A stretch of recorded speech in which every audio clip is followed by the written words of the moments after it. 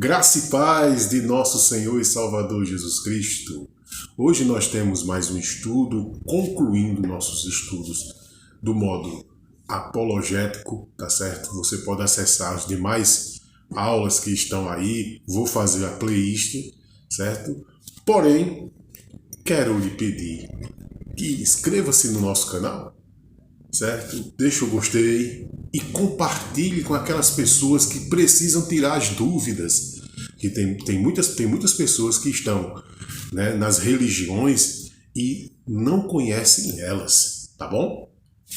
Vamos para o estudo? Que Deus abençoe sua vida. Olá, tudo bem com você? Nós hoje vamos estar estudando a conclusão das nossas aulas do módulo Seitas e Heresias, parte 2. Hoje nós vamos falar da religião CCB, ou seja, Congregação Cristã do Brasil, parte 2, tá bom? Mais conhecida popularmente como a Igreja do Véu, tá certo? Né? Quero deixar claro aqui uma observância que não é o meu intuito aqui perseguir ninguém nesses estudos de seitas e heresias, certo?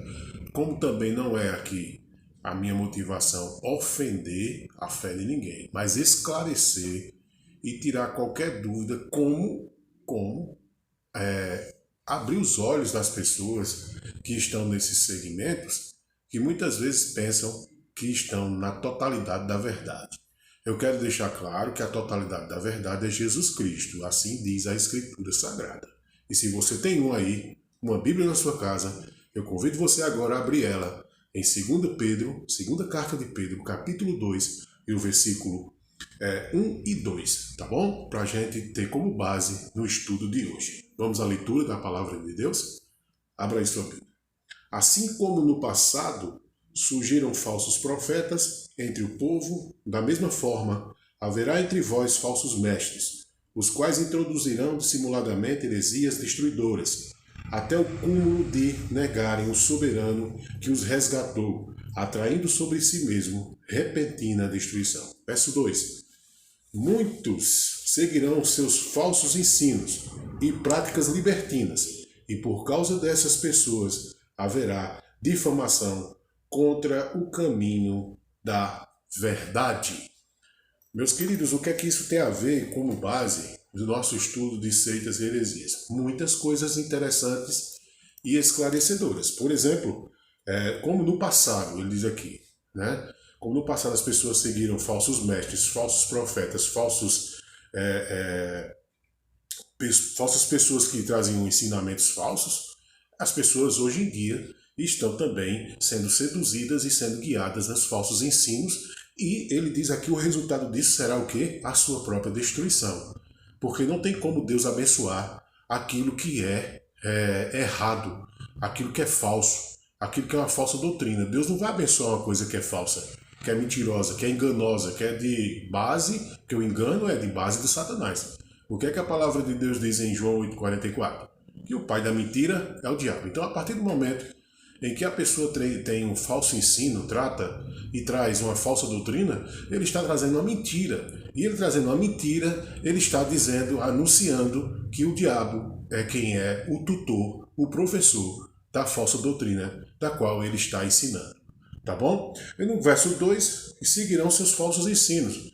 Então as pessoas que já têm uma inclinação à carnalidade, ao erro doutrinário, à falsa doutrina, que são enganadas com consciência, essas pessoas, logicamente, vão ser libertinas, ou seja, pessoas de uma liberdade libertina, né, de libertinagem, pessoas que vão dar razão apenas ao ensino errado, ao ensino errôneo, e não ao ensino verdadeiro. Foi o que Jesus falou, rebatendo tudo isso aí dos ensinos errados. João 8,32 e João 8,36 dá a resposta sobre isso. O próprio Jesus Cristo, ele diz em João 8,32, conhecereis a verdade, que é ele, Jesus, conhecereis a verdade, e a verdade vos libertará. E no verso 36 ele diz, se pois o Filho vos libertar, ele está falando dele mesmo, Filho de Deus, Jesus Cristo, se pois o Filho vos libertar, verdadeiramente sereis livres. E ainda diz mais a palavra de Deus, que quem é de Deus, ouve a palavra de Deus, tá bom? Então a pessoa que é de Deus, ela vai se inclinar a ouvir Deus e não a mentira, mas a verdade de Deus, que é Jesus Cristo, né?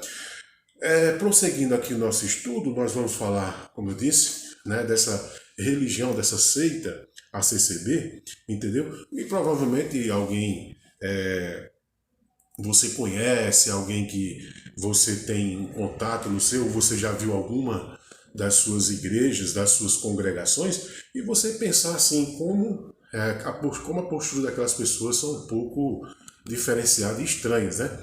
E interessante que a gente, para poder trazer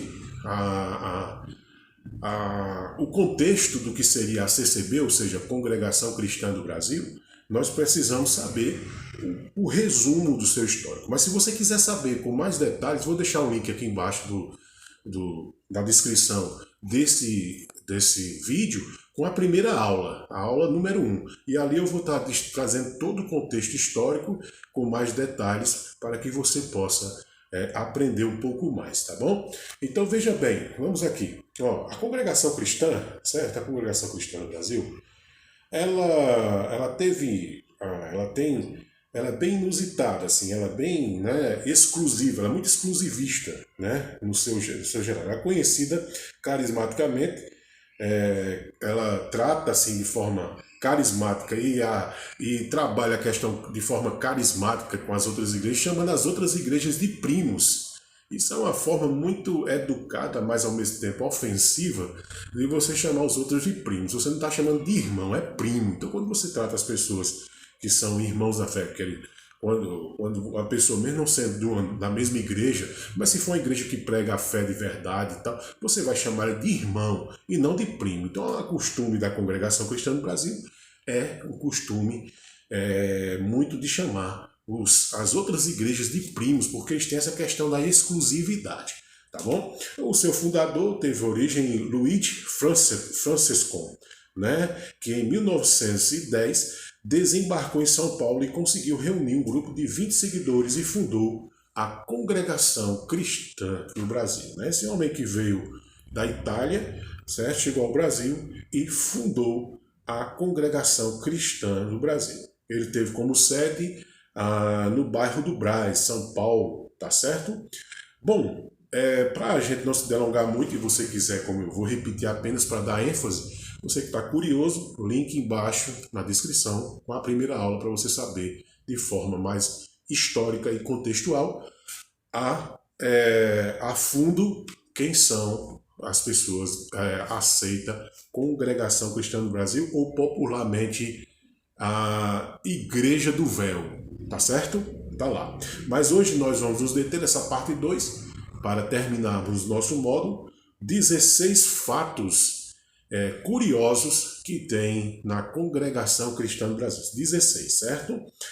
Veja bem, um dos primeiros fatos é que a Congregação Cristã do Brasil, por ser exclusivista, certo? Muito exclusivista e achar que eles são os donos da verdade, é assim que se pronuncia mesmo, só eles afirmam categoricamente que só existe salvação na gloriosa e Congregação Cristã do Brasil. Eu lhe pergunto, meu querido, a palavra de Deus afirma que é uma igreja que salva, ou a palavra de Deus afirma que é Jesus Cristo que salva? Dá tempo aqui para você pensar. Bom, não tem como a gente pensar muito não. Não é uma igreja que salva. Quem salva é Jesus, né? A própria palavra de Deus diz em João 14,6, Jesus afirmando, e diz assim, eu sou o caminho, a verdade e a vida, e que ninguém vai ao Pai senão por mim. Ou seja, Jesus não disse a igreja tal é o caminho, a verdade e a vida. Jesus não disse isso. Ele disse, eu sou. Jesus disse, eu sou o caminho, a verdade e a vida. Então Jesus não afirmou que a igreja tal é o caminho, é a verdade e a vida eterna. De maneira nenhuma. Então, já está refutada aqui a ideia da congregação de ser a única igreja que salva, porque a igreja não salva. Quem salva é Jesus Cristo, né? eles ainda afirmam assim, ela é a verdadeira graça, o tronco principal, não apenas os ramos. Eles afirmam categoricamente que eles são o tronco da graça de Deus, da salvação, ou seja, Jesus Cristo é excluído no campo da doutrina soteriológica, da soteriologia, do campo da salvação, de que Jesus Cristo é o Salvador, ou seja, o Salvador aqui em questão na congregação cristã é a própria congregação cristã e não Jesus Cristo. 2. O Espírito Santo. Para eles, o Espírito Santo dirige tudo e é necessário preparar, examinar, não é necessário preparar, examinar, meditar nas Sagradas Escrituras. Para a congregação cristã do Brasil, não há necessidade da pessoa, do crente lá, o seguidor lá, né, da congregação, não há necessidade de fazer exames, estudar a Bíblia. Isso vai contra a palavra de Deus. Quando João diz, no Evangelho de João diz assim, João 5,39 diz, examinai as Escrituras, porque vós cuidais ter nelas a vida eterna. É só você conferir aí. Examinai as Escrituras, porque vós cuidais ter nela a vida eterna. Ou seja, examinar quer dizer estudar, quer dizer pesquisar, quer dizer você se preparar. Como é que a congregação cristã no Brasil quer atribuir que não é necessário estudar porque o Espírito Santo vai revelar tudo? Muito pelo contrário. A palavra de Deus, a Bíblia Sagrada, ela é inspirada por Deus, ela foi iluminada pelo Espírito Santo. Aqui contém a palavra de Deus, ela não se torna, é a palavra de Deus. Então, quando nós estudamos a palavra de Deus, o Espírito Santo está nos instruindo para que nós erremos menos, para que nós não caiamos no engano. Então, quando a pessoa não estuda a palavra de Deus, o que pode acontecer com ela, e que muitas vezes acontece, você pode observar em vários vídeos aí dos escândalos que acontecem com as pessoas que acreditam em qualquer revelação, é que essa história de que o Espírito Santo revela tudo, dá lugar às pessoas que recebem o espírito do engano para ensinar erros doutrinários para elas. Tá bom? 3. Como é que é o batismo? O batismo da congregação cristã do Brasil. Ela é efetuada, certo? Normalmente como um batismo, porém, eles têm uma crença nesse batismo. O batismo da congregação cristã, ele diz que o batismo é quem regenera o ser humano. O que é regenerar? É restaurar, renovar, é fazer a pessoa se tornar uma nova pessoa. Me diga uma coisa, em qual Bíblia existe que o ser humano, ao ser batizado, ele vai ser regenerado? O batismo não salva. O batismo não salva. Salva é a profissão, é a pessoa que ele crê, é a profissão de fé, aquilo que ela crê. É quando ela diz, eu creio em Jesus de todo o coração, ela se torna nova criatura. O batismo é apenas uma consequência. O batismo não salva ninguém. O batismo não tem o poder, a água não tem poder sincrético, místico, de salvar absolutamente ninguém de nada. Você está entendendo? Então, é uma heresia acreditar que o batismo salva alguém. O batismo é apenas a comprovação, certo, de que a pessoa está ali naquele dia do batismo, está comprovando que o que ela crê, de fato, é o que ela quer, que ela crê de verdade. Ela está assumindo um compromisso público que realmente ela tem Jesus no coração, que ela tem Jesus na vida dela e tem uma nova vida. Quarta coisa aqui dos fatos na congregação cristã no Brasil. Está espiritualmente acima de qualquer outra denominação, porque é a única igreja em que as mulheres observam a prática do véu. Olha só que coisa, usando aquele texto de 1 Coríntios, capítulo 11, né, um texto muito conhecido na época de Coríntios, que eu vou lhe dizer o que é que significa isso aí. As pessoas pegam o texto isolado da Bíblia, não vai buscar o contexto, não vai buscar a história do texto, por isso que elas não sabem o que estão crendo e acham que pode aplicar tudo à fé delas. E aí tem que ter cuidado. Essa história de dizer que são espiritualmente a denominação, é aquela mesma história de que quem está com eles, na religião deles, está salvo. Quem não está, não está salvo. Mentira. Quem está em Cristo está salvo. Quem tem Jesus como Salvador está salvo. Se Jesus é o Salvador da pessoa, ele está salvo. Se igreja não salva. Um exemplo simples. Se der uma guerra agora, estourar uma bomba atômica, certo? O que tiver de igreja por perto vai ficar só os tijolinhos também.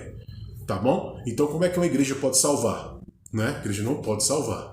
Tá bom? Quem salva é Jesus. Quem morreu na cruz? Jesus. Quem expiou os pecados? Jesus. Quem regenera e regenerou o ser humano que crê nele? Jesus. Você está entendendo? Aí eles usam o texto para justificar que eles são a igreja verdadeira. Olha, você quer ver um sinal de seita? É quando eles disseram que eles são a única igreja verdadeira. Os mormons fazem isso, os adventistas fazem isso, as testemunhas de Jeová fazem isso, entre outras seitas perigosas. Eles fazem esse mesmo clamor, esse pronúncio de que eles são a igreja verdadeira. Então quem está neles está salvo. Não. A igreja verdadeira está anexada e ligada a Jesus Cristo. Somos nós, que o sangue dele nos purificou de todo pecado. Só você olhar a Bíblia. Tá? Então eles querem usar aqui, porque as mulheres usam véu na igreja, eles acham que por isso eles são a igreja verdadeira. Olha que infantilidade. Vou dizer porque é infantilidade. O contexto histórico, você pode pegar qualquer livro histórico judaico, entendeu? E principalmente grego. Se você for lá na cidade, você for estudar a história de Corinto, a cidade grega, e você for ver o contexto histórico antigo, você vai ver o porquê que quando a primeira igreja, a igreja cristã, que Paulo, o apóstolo, trouxe para lá, as mulheres começaram a usar o véu e teve uma razão e um porquê. E a razão e o porquê é simples, é que Corinto era uma cidade como se fosse uma ilha. Então essa cidade ela recebia muitos turistas e os turistas procuravam atrativos, e principalmente os atrativos sexuais, certo? Aí quando eles buscavam esses programas sexuais, eles sabiam identificar os turistas, quem eram as pessoas que faziam, as mulheres que eram assim, que eram dessa linha de prostituição, de sexualidade. As mulheres eram cabeça raspada e sobrancelha raspada. Isso era a identificação das mulheres na época, por serem mulheres que viviam uma vida assim, mais libertina, certo? E aí, o que acontece? Quando Paulo começa a pregar o evangelho em Corinto, as mulheres que viviam essa vida começaram a se converter. É a história, não estou inventando, é a história, é só você ir lá na história da igreja cristã em Corinto, que você vai ver a narrativa bíblica e o contexto histórico mostrando isso, tá? Aí elas iam se convertendo e Paulo disse, olha, vamos fazer o seguinte, certo? Eu vou parafrasear aqui para não tomar muito tempo. O apóstolo Paulo disse assim, façamos o seguinte, para que vocês não sejam mais confundidas com qualquer mulher, tá certo? Vocês vão usar o véu no lugar de cabelo. Até que, é só você pegar 1 Coríntios 11 e ler bem direitinho, você vai ver, até que o cabelo fique no lugar do véu. Paulo não está dizendo que depois que a mulher tiver cabelo grande, sobrancelha já normal, ela continuasse usando o véu. Paulo está dizendo que a mulher, quando tiver o cabelo crescido de novo, a sobrancelha normal, ela não precisa mais usar o véu. Então, naturalmente, as mulheres que estão usando o véu, elas não estão comprovando que são de Deus. Na verdade, elas estão mostrando um pouco de desconhecimento do texto, do contexto, porque Paulo fez com que as mulheres usassem o véu. Tá bom? É só estudar que você vai conseguir, certo? E no link embaixo você vai ver a aula que eu também falo sobre a questão do véu. Uma sexta coisa, eles querem comprovar que espiritualmente estão acima de qualquer outra igreja, denominação. Certo? Por quê? Porque eles atribuem que a saudação do ósculo santo, só eles cumprem isso. Eu vou dizer uma coisa para você, eu vou lhe dar um ensinamento aqui que talvez você não ouça de outra pessoa.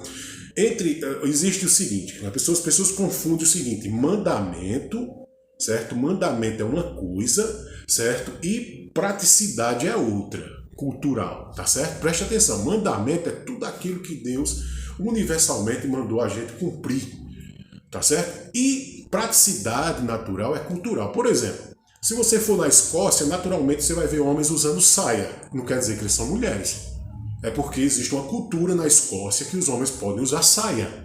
Você está entendendo? Se você for em outro país, você vai ver que naturalmente as pessoas se cumprimentam dando um beijo, homens e mulheres normalmente dão beijo no rosto um do outro. Isso é cultural daquela cidade, daquele país e cidade.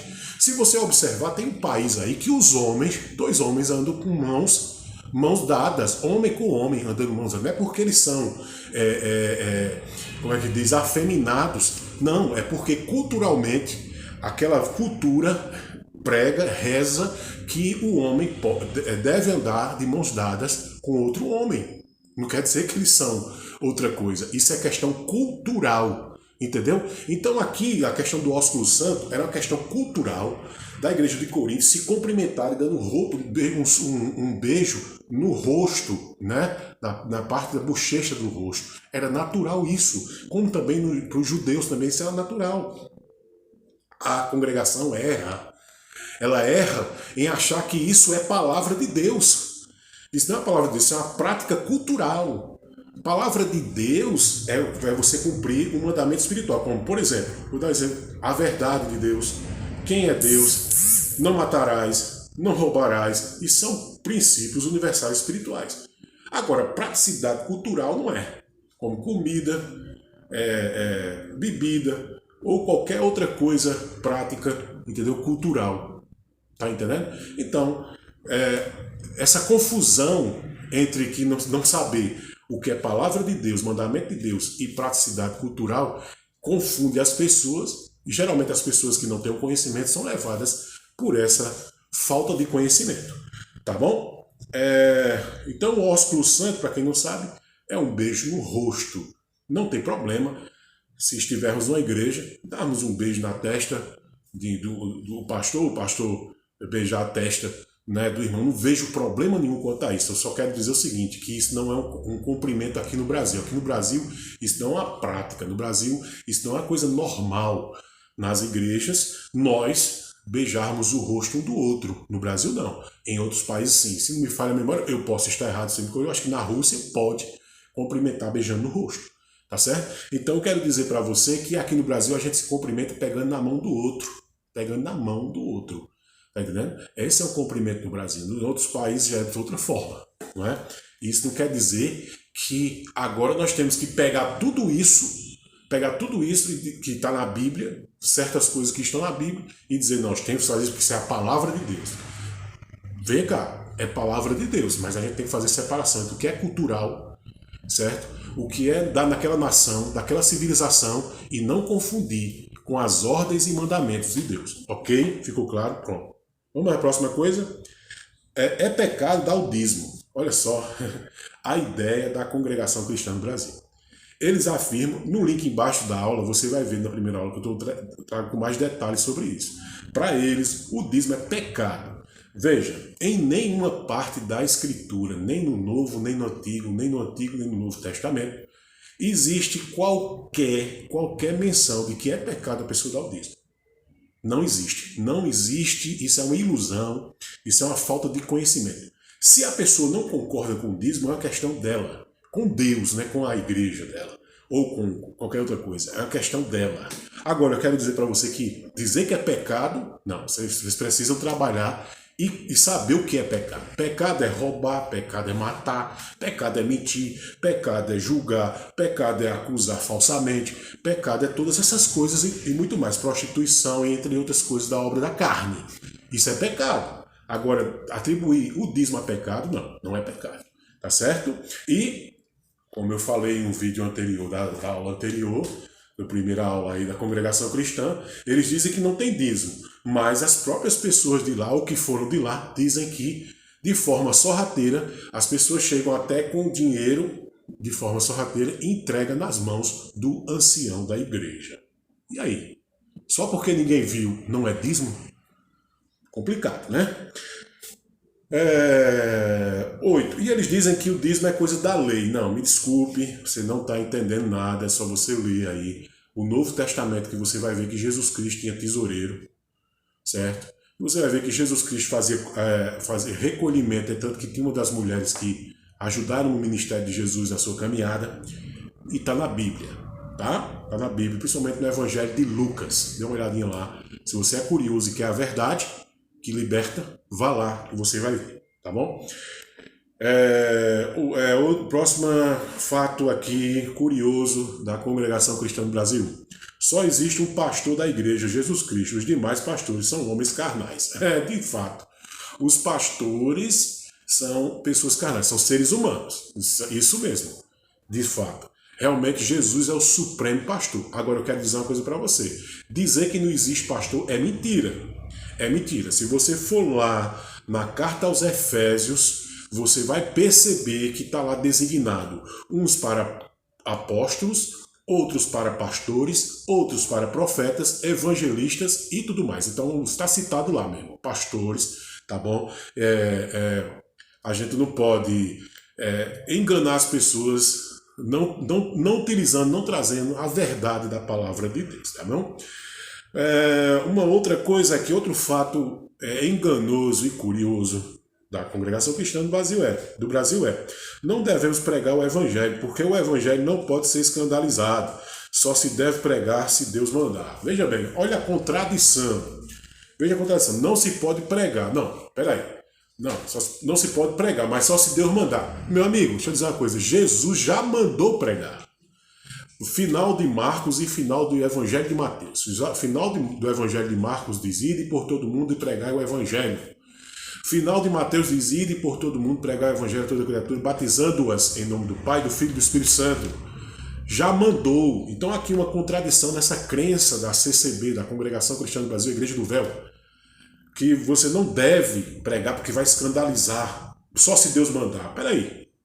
Só se Deus mandar, tem que esperar o quê? Um anjo falar? Ouvir uma voz? Não. Deus já mandou, está escrito. Entendeu? Pregar a toda criatura, tá bom? Prosseguindo, prosseguindo mais um fator curioso e enganoso da Congregação Cristã do Brasil, Igreja do Véu. Só podemos orar de joelhos. Quem foi que disse? Precisa estudar um pouquinho a cultura judaica. Os judeus não oravam só de joelhos. Os judeus principalmente oram de pé. Principalmente os rabinos. Tá certo? Então Jesus orou de pé também, não só de joelhos. Tá? Então a oração, ela pode ser sentada, ela pode ser joelho, ela pode ser em pé, pode ser deitado. O importante é que você fale com Deus. Não existe nenhum texto na Bíblia que é a obrigação orar de joelhos. Então você precisa ver os textos que tem na Bíblia, e tem muitos textos na Bíblia, com certeza mostrando que Jesus orou de pé. Tá? Muitos e muitos textos. Entendeu? Vejamos, vou trazer um texto aqui para você. Se você é curioso, você pode ser uma pessoa que esteja questionadora, né? Onde é que Jonas estava quando Jonas foi vomitado pelo peixe, pelo grande peixe, né? Por aquele peixe pré-histórico? Jonas estava orando aonde? Era dentro de quê? Dentro da barrigona do grande peixe pré-histórico, né? Então ninguém sabe se Jonas estava de pé, se estava deitado, se estava sentado. Provavelmente em pé ele não estava, com certeza pelo movimento do peixe, né, nadando, né, no mar. Então preste atenção, você precisa conhecer um pouquinho mais a palavra de Deus e não ficar repetindo o que os outros te dizem ou te ensinam, então, esse líder aí dessa tua igreja. Um outro fator, o abuso de bebidas alcoólicas. Isso aqui para mim é novo. Eu não sabia que a Congregação Cristã do Brasil era liberal. Eu não sabia que eles eram abusivos na questão do alcoolismo. Que socialmente eles eram pessoas que agiam e faziam as coisas de forma abusiva e liberal. Não sabia mesmo. Bom, eu quero dizer uma coisa para você aqui. Você é maduro, eu acredito que você é curioso na palavra de Deus. A palavra de Deus diz lá em 1 Timóteo capítulo 3 que a gente não deve ser viciado, dado ao vinho. Isso não quer dizer que você não tome, mas não quer dizer que você seja liberal. Você vai tomar de vários litros e ficar embriagado, ou se tornar, me desculpe o termo aqui, abre um parênteses aqui, um pé inchado, fecha parênteses, ser um alcoólatra, né? E depois precisar do Alcoólicos Anônimos. Não, peraí, né? Eu sei que a gente precisa se divertir, o ser humano tal, mas não demais, né? Ser abusivos na questão do álcool, né? Eu não sabia que nas festas sociais deles eles eram assim, e é o que se diz em toda a história, em todos os sites, é só você procurar e pesquisar que tem, tá bom?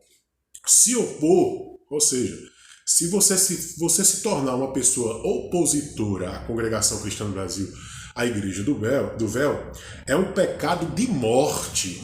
Veja bem a visão espiritual da Congregação Cristã do Brasil. Para eles, o ambiente chamado congregação, aquele lugar onde eles se reúnem, entendeu? É tão sagrado que quem se levanta, se opõe a eles, é um pecado de morte. Me desculpe, a palavra de Deus diz que o pecado de morte é o pecado contra o Espírito Santo e não contra uma instituição religiosa. tá ok? A instituição religiosa foram feitas de tijolo, cimento, pedra e areia. E só. Nada mais do que isso. No máximo telhado. Então não vamos confundir o lugar sagrado como se fosse algo mortal, alguém que se opõe a isso. Não, me desculpe, você está equivocado com essa crença, tá? Crença errada. O Espírito Santo é que a Bíblia diz que nós não devemos blasfemar contra o Espírito Santo. E que eu saiba, uma igreja, uma religião não é o Espírito Santo, tá bom? Uma outra coisa, rejeição do ministério feminino. A CCB ensina que as mulheres não podem exercer ministério na igreja. Bom, para a congregação cristã no Brasil, as mulheres não podem exercer o cargo, né, de ensino da palavra de Deus, tá? Eles dizem mais que isso é evasivo e eles usam o texto ali de Paulo, que as mulheres têm que ficar caladas, ou seja, eles são horas, né? Horas são liberais, horas eles são muito radicais nas suas posições, né? Confunde cultura com mandamento de Deus, né? Uma coisa que era costume cultural, eles combinam e misturam com o mandamento espiritual. Isso não está certo, né? Então, é claro que Paulo disse às mulheres que elas ficassem caladas em Corinto. Por quê? Porque estava havendo um problema. Quando a pessoa vai estudar a cultura, o contexto da carta de Coríntios, ela vai saber o porquê que Paulo disse que as mulheres ali deveriam ficar caladas. Porque estava havendo um problema sério de relacionamento, principalmente no campo da palavra, da língua, né, do salivar. Estava havendo um problema seríssimo com as mulheres, por isso que elas tinham que ficar caladas, certo? Mas não quer dizer que as outras igrejas das quais Paulo passou, ele estabeleceu isso como regra de fé para que as mulheres ficassem caladas, tá? Não, de maneira nenhuma, tá bom? Uma coisa é submissão, outra coisa é subversão. Você sabe a diferença? Submissão é você ser submisso ou submissa de forma inteligente, no temor a Deus. Subversão é a pessoa ser colocada como escravo, tá bom? Um outro fator, o banco dos pecadores. Nos cultos dos adeptos da congregação cristã, estão em observação ou em pecado. Ficam os que estão em pecado, ou seja, eu quero resumir aqui. Aquelas pessoas que caíram no pecado que a congregação atribui ser pecado, eles colocam essas pessoas num lugarzinho como se fosse um pai que coloca um filho num banquinho de castigo. Pô, você fez uma coisinha errada, né, meu filho? Tal. Então tá, vou botar você ali sentadinho naquele lugarzinho, tá certo? Ou então vou botar você de joelho no milho para lhe disciplinar, tá bom? Então eles fazem mais ou menos eles têm mais ou menos essa ideia do que seria as pessoas que fizeram algo de errado ao olhar na ótica da Congregação Cristã do Brasil. Eles têm essa coisa de castigar a pessoa, isolar e todo mundo saber que aquelas pessoas ali fizeram coisa errada, tá certo? Assim é a Congregação Cristã do Brasil, ou popularmente conhecida como Igreja do Véu, tá bom? Questão de irmandade, eles têm essa ideia de irmandade, certo? Essa linguagem, né? Os adeptos da CCB em geral ou em determinado lugar. A irmandade para eles é aquelas pessoas que estão reunidas em determinado lugar. É a irmandade. A irmandade está em tal lugar, a irmandade está em tal lugar, está em tal lugar. É assim, tá certo? Buscar a palavra de Deus é um recebimento de orientação. É como se fosse mais ou menos um momento de inspiração, digamos assim, em que eles não estudam, estão esperando Deus mandar uma palavra, né, para que possa trazer a palavra naquele lugar. Isso é perigoso, porque estudar a palavra de Deus a gente erra menos, tá bom? Tá certo? O comum, a expressão usada pelo adepto para designar a igreja da localidade que frequenta o quê? A comum. Eles usam muito esse termo de a comum. A comum quer dizer aqueles que são adeptos da mesma ideia deles, tá? Obra de Deus, a Congregação Cristã no Brasil, eles chamam a Congregação Cristã do Brasil de obra de Deus, ou seja, a obra de Deus é a Congregação Cristã do Brasil, viu? São as linguagens deles. Nascido na graça, é a expressão usada em referência aos filhos dos adeptos, tá certo? Ancião, equivalente a pastor. Se você for uma pessoa curiosa na palavra de Deus, eu acredito que você tem uma Bíblia e você estudar, ancião, pastor, bispo, reverendo, é tudo a mesma coisa na Bíblia. Na Bíblia Sagrada, é tudo a mesma coisa. É a mesma designação. O presbítero, né? É a mesma designação. Quando você estuda, você sabe, porque você vai na raiz da palavra do grego, presbíteron, que é a mesma coisa que ancião, que é a mesma coisa que bispo, que é a mesma coisa que pastor, que é a mesma coisa que reverendo. Então aí se você for uma pessoa curiosa e estudar, você vai descobrir essa verdade, certo? Seitários, todos os evangélicos, seitários, ou seja, todos os evangélicos, principalmente a Assembleia de Deus, para eles, a congregação cristã, são seitários, são seita. Testemunhados é outra designação para os que não pertencem à CCB.